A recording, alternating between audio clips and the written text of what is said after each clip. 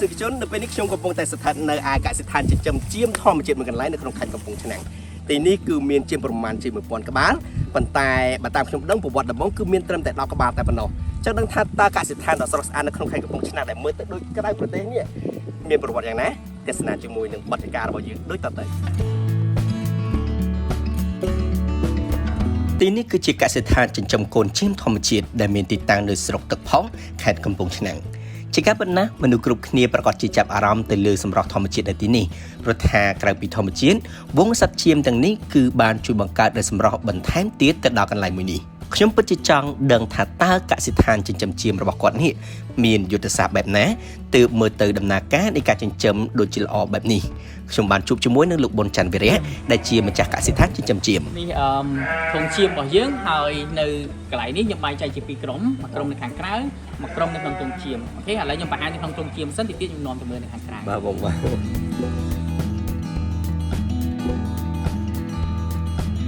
បាទនៅក្នុងក្រុមនេះខ្ញុំបែងចែកជាពីរក្រុមបើសិនជាយើងមើលខាងស្ដាំដៃខ្ញុំនេះសិតតែជាមេខើមចិត្តខាងកូនចឹងចៀមនៅពេលដែលវាចិត្តខាងកូនវាចាប់ឡើងដោះបាទចឹងយើងអាចមើលដឹងថាជាធម្មតាវាអត់ឡើងដល់ទេតើតែប្រហែលជាសល់2សប្តាហ៍មុនពេលដែលវាខាងកូនចាប់ឡើងដោះអញ្ចឹងពេលដែលវាចាប់ឡើងដោះចាប់ឡើងងាយពីវងធំរបស់យើងហ្នឹងមកចូលក្នុងទ្រុងនេះដើម្បីវាបានកាត់កូនក្នុងទ្រុងបាទអញ្ចឹងមកជំនាញនេះសិតតែមេចិត្តខាងកូនអូច្រើនដែរប៉ុន្មានមេដែរបងមើលទៅក្នុងនេះប្រហែលជា50បាទដែលវាហើមចិត្តកាត់កូនហើយបន្ទាប់ពីវាកាត់កូនហើយយើងចាប់ដើមយកកូនវាមកដាក់នៅខាងនេះបាទចឹងនេះគឺជាកូនតូចអាយុក្រោមមួយខែយើងដាក់នៅក្នុងនេះហើយពេលដែលវាបានមួយខែហើយយើងចាប់ដើមយកទៅមេទាំងកូនហ្នឹងយកទៅស៊ីស្មៅនៅខាងក្រៅអូខេបងនេះស្មៅរបស់យើងអាចតែចំបងវិញខ្ញុំជួយចាមិនចាប់ដៃទេគឺចាប់បាទចាប់បងបាទចាប់បងបាទតែតែភ្នូកយើងតូចអញ្ចឹងយើងដាក់ច្រើនដងក្នុងមួយថ្ងៃបាទតាមក្នុងមួយថ្ងៃ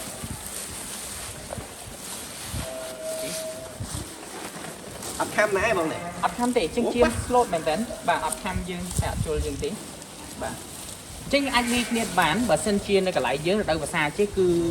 ប្រទេសរបស់យើងកំណោយផលស្មៅធម្មជាតិផងទេអញ្ចឹងអាចលាយស្មៅដែលយើងដាំជាមួយនឹងស្មៅធម្មជាតិនេះស្មៅធម្មជាតិបាទដែលយើងកាត់មកហើយនេះស្មៅដែលយើងដាំតែយើងមើលវាចូលចិត្តស៊ីដូចគ្នាអញ្ចឹងយើងអាចទៅវស្សាយើងអាចដាក់ស្មៅធម្មជាតិលាយជាមួយនឹងស្មៅដាំបាទដាក់ចំណីស្មៅឲ្យជាបណ្ដាខ្ញុំក៏មានចិត្តឆ្ងល់បណ្ដាថាហេតុអ្វីបានជាគាត់ជ្រើសរើសយកការចិញ្ចឹមចៀមបើសត្វគោក៏ស៊ីស្មៅដូចជាចៀមដែរហេតុអ្វីមិនសម្រេចចិត្តចិញ្ចឹមគោដែលត្រូវនឹងតំបន់នៅអាកាសធាតុរបស់ស្រុកខ្មែរយើងបាទទី1ខ្ញុំមើលឃើញថានៅប្រទេសរបស់យើងចិញ្ចឹមគោភាគច្រើនហើយបើសិនជាយើងសម្លឹងមើលទៅសួរថាកសិករក៏បានលុយមកពីណាសាំងសង់ផ្ទះការកូនទិញគោយន្តឬមួយទិញម៉ូតូសួរគាត់ពីអញ្ចឹងគាត់ថាអូលក់គោគាត់និយាយថាគាត់បានលុយមកពីលក់គោមូលហេតុអីគេបានជាគាត់បានលុយមកពីលក់គោពីព្រោះជាទូទៅគាត់ខ្វៀលគោហើយគោវាស៊ីស្មៅអញ្ចឹងគោស៊ីស្មៅគាត់ដើរតាមវាលដីសហគមន៍ដីផ្សេងៗដើម្បីខ្វៀលគោរបស់គាត់ហ្នឹងទៅអញ្ចឹងគាត់បានចំណូលពីគោនឹងច្រើនដែលសារគាត់មិនត្រូវចំណាយដើមទុនដើម្បីនឹងទិញ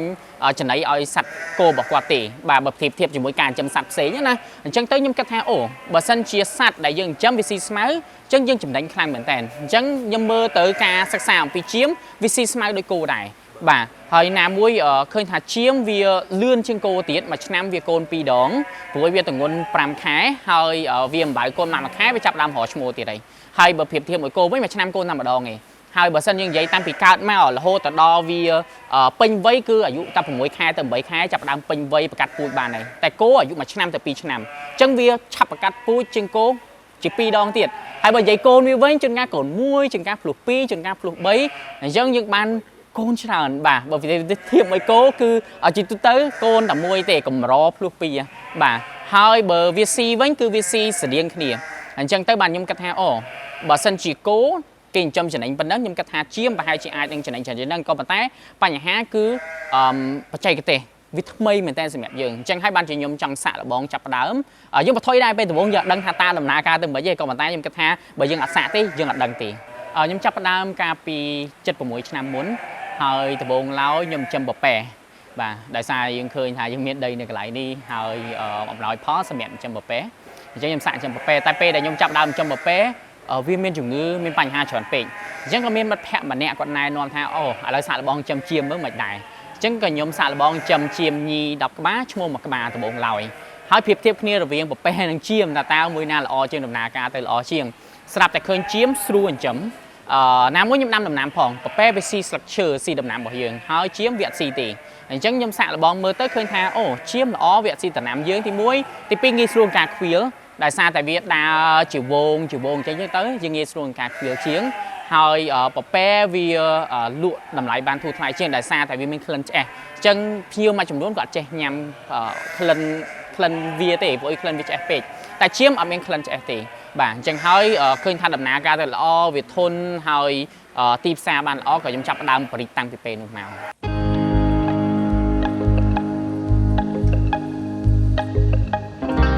ស្ដាប់មើលទៅការចិញ្ចឹមចៀមស៊ីស្មៅដូចជាគូហើយងាយស្រួលនៅក្នុងការចិញ្ចឹមនិងបានផលប៉ុន្តែបើសប្តាហ៍ថ្ងៃនេះចៀមនៅកសិដ្ឋានរបស់គាត់មានជាង 1000 ក្បាលតើលោកអ្នកឆ្ងល់ដូចខ្ញុំដែរទេថាតើគាត់បានស្មៅឯណាគ្រប់គ្រាន់ដើម្បីផ្គត់ផ្គង់ដល់សត្វចៀមរបស់គាត់ចម្ងល់របស់ខ្ញុំក៏ត្រូវបានម្ចាស់កសិដ្ឋានមួយនេះគិតរួចរាល់ផងដែរសប្តាហ៍ថ្ងៃនេះកសិដ្ឋានរបស់គាត់ក៏បានដាំស្មៅលើផ្ទៃដីប្រមាណជា20ហិកតាដើម្បីផ្គត់ផ្គង់ទៅដល់ចំណីរបស់សត្វចិញ្ចឹមរបស់គាត់នៅក្នុងកសិដ្ឋានបាទការដាំស្មៅសំខាន់មែនតើបើសិនជាយើងមានស្មៅនឹងដៃដូចយើងមានរ៉ែនៅនឹងខ្លួនអញ្ចឹងដៃមិនចេះរីងស្ងួតបាទសម្រាប់សត្វរបស់យើងស្មៅដែលខ្ញុំដាំគឺប្រភេទដូចស្មៅគោអញ្ចឹងស្មៅឈ្មោះថាស្មៅផ្អែមអ៊ីស្អែខ្ញុំដាំច្រើនដោយសារស្មៅផ្អែមអ៊ីស្អែវាមានប្រូតេអ៊ីនខ្ពស់មែនតើសម្រាប់សត្វរបស់យើងបាទអញ្ចឹងពេលដែលវាស៊ីវាលូតលាស់ល្អមែនតើបើប្រៀបធៀបជាមួយនឹងស្មៅធម្មជាតិចឹងស្មៅទាំងអស់នេះគឺសុទ្ធតែជាស្មៅដែលបងដាំនៅក្នុងផ្ទៃដីរបស់ខ្លួនឯងប្រហែលជា20ហិកតាណាបាទស្មៅទាំងអស់នេះសុទ្ធតែយើងដាំហើយសុទ្ធតែស្មៅដែលមានប្រូតេអ៊ីនខ្ពស់ឈ្មោះរបស់វាស្មៅផ្អែមអ៊ីស្អែបាទអញ្ចឹងនៅក្នុង1ហិកតាស្មៅនឹងតើអាចប្រពែស៊ីបានប្រហែលក្បាលដែរបងក្នុង1ហិកតាយើងអាចចិញ្ចឹមចៀមបានចន្លោះពី60ទៅ100អូបាទឃើញចៀមហើយប្រពែខ្ញុំរៀងច្រឡំគ្នាខ្ញុំចាប់ទាំងពីរបាទហើយអញ្ចឹងទាំងពីរប្រពែក៏នេះចៀមចាំបងសួរត្រូវហើយប្រពែក៏បានចៀមក៏បានអញ្ចឹងយើងអាចចិញ្ចឹមចៀមទាំងប្រពែចន្លោះចាប់ពី60ទៅ100ក៏បានអូបាទយំមេដូចគ្នាយំមេដូចគ្នាអូខាងនោះកន្លែងវៀតណាមទេបងណាបាទកន្លែងនោះកន្លែងវៀតណាមស្មៅ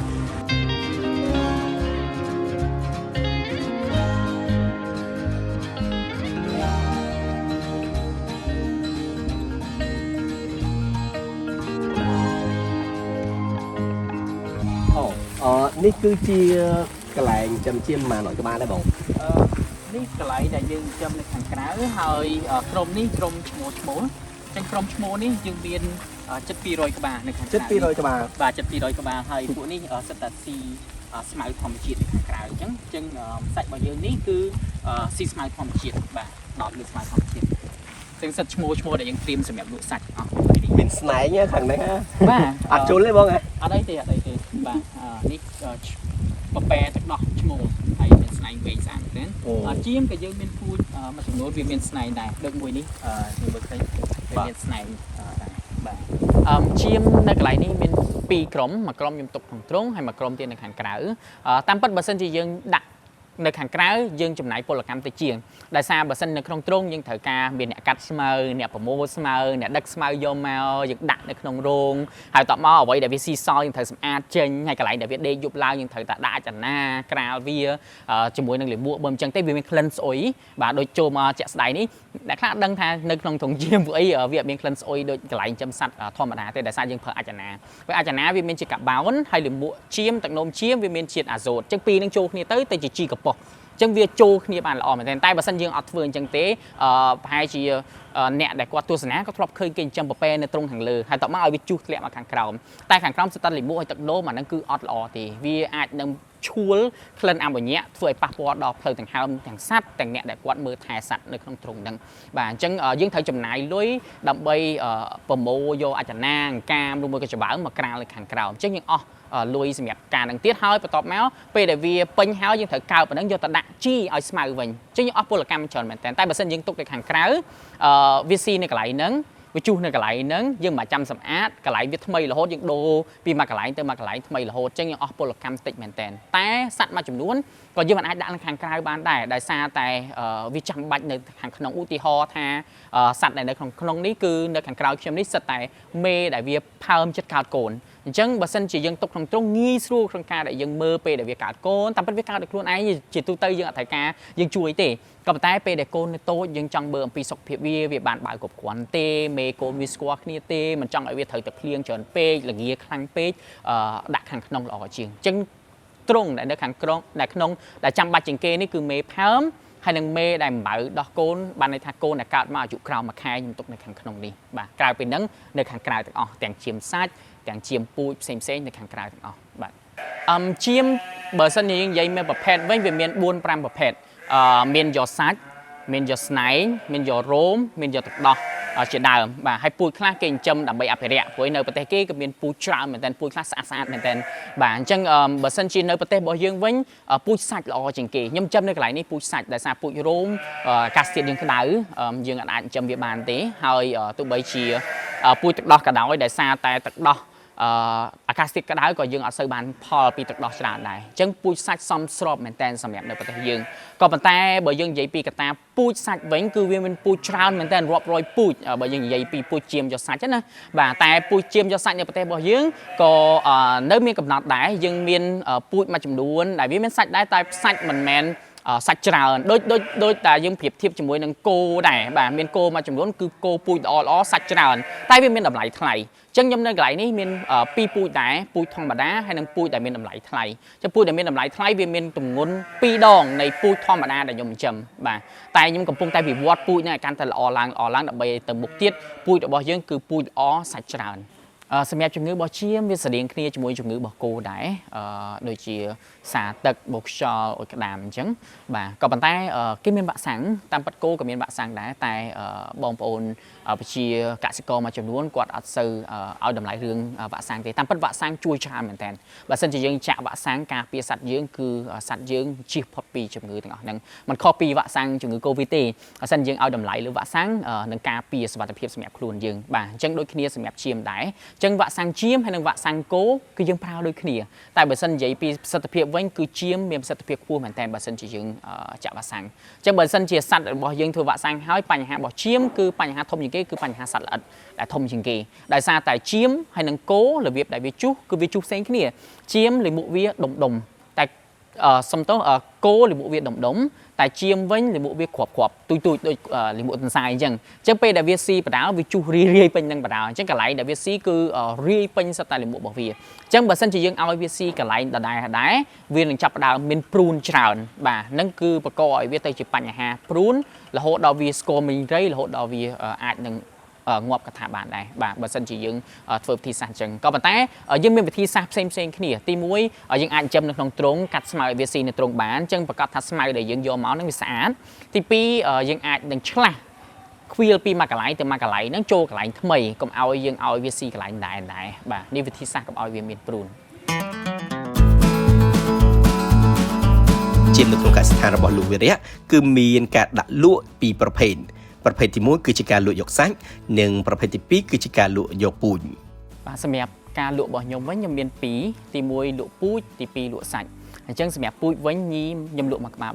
$300ហើយញីហ្នឹងគឺយើងចាក់វ៉ាក់សាំងរួចរាល់ហើយបន្ទាប់មកយើងតម្លាក់សត្វល្អិតរួចរាល់ហើយយើងជំរើសពូជដែលល្អសម្រាប់លក់ឲ្យភ្ញៀវអាយុវាចន្លោះចាប់ពី6ខែទៅ8ខែបាទហើយជាទូទៅភាគច្រើនទម្ងន់ស្រាប់ហើយបាទដែលយើងលក់ទៅឲ្យភ្ញៀវហ្នឹងណាបាទហើយសម្រាប់ឈ្មោលវិញតម្លៃ1គីឡូ$8ដូចតម្លៃសាច់ដែរអញ្ចឹងសាច់យើងលក់1គីឡូ$8រស់សម្រាប់ភ្ញៀវគាត់ទិញយកទៅបរិភោគបាទ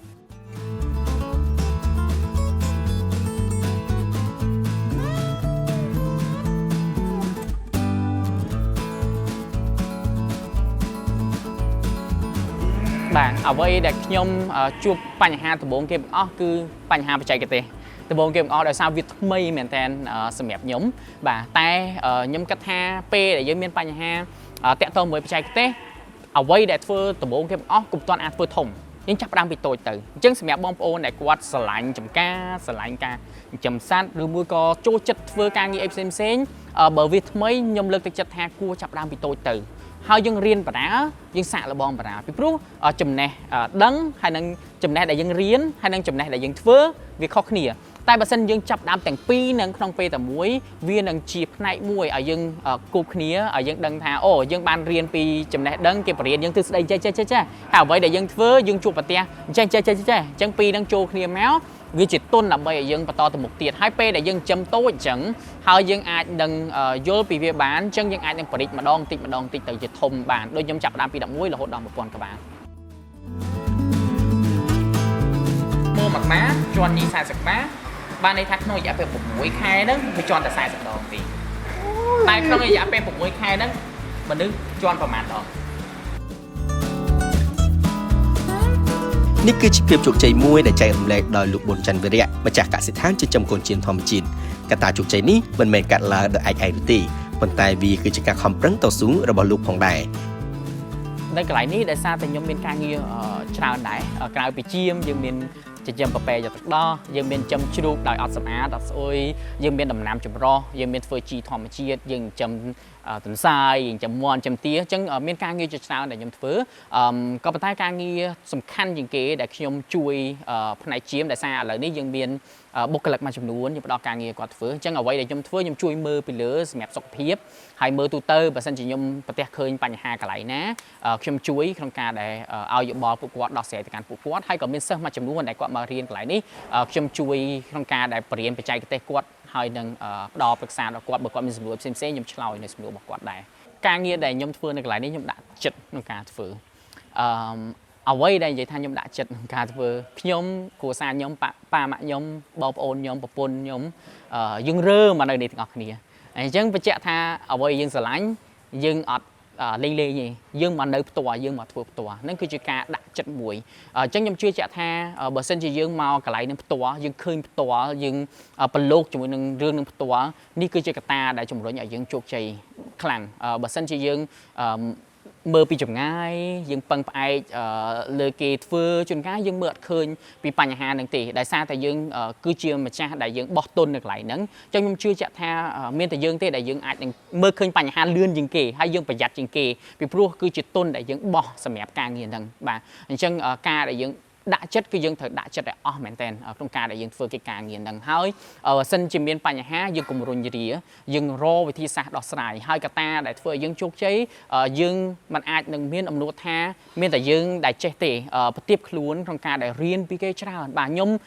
ពេលដែលខ្ញុំជួបបញ្ហាខ្ញុំតែងតែទៅជួបមួយអ្នកនេះជួបមួយអ្នកនោះសុំសួរលោកគ្រូនេះលោកគ្រូនោះអ្នកគ្រូនេះអ្នកគ្រូនោះដើម្បីឲ្យគាត់ជួយយើងបាទតែបើសិនយើងគិតថាអូ